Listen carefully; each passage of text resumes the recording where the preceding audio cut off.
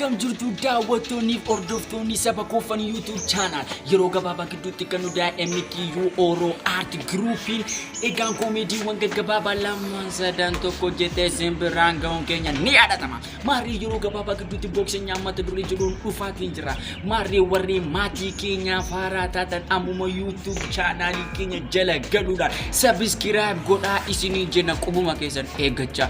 Warri maatii keenya taatan hojii keenya yoo jaalatan like godha, don't dislike.